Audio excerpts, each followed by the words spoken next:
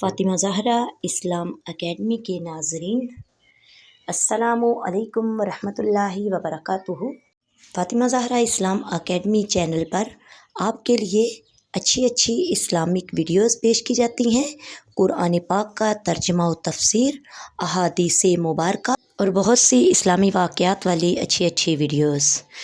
برائے مہربانی اگر آپ چینل پر نئے ہیں تو چینل کو سبسکرائب کریں، بیل آئیکن کے بٹن کو دبا دیں تاکہ آنے والی تمام اسلامک اچھی ویڈیوز آپ تک پہنچتی رہیں۔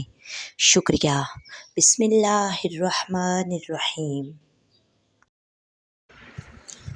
اگر کسی حاجی نے بلا عذر شرعی طواف زیارہ 12 ذی الحجہ تک نہیں کیا تو اس کے بارے میں کیا حکم ہے؟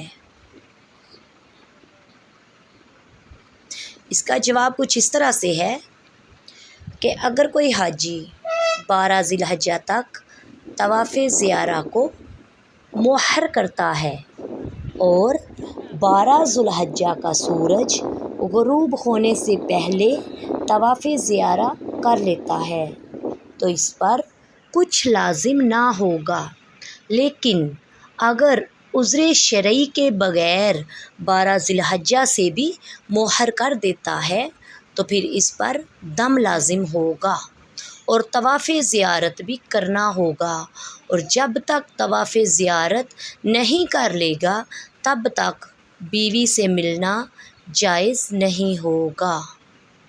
السلام علیکم ورحمۃ اللہ وبرکاتہ۔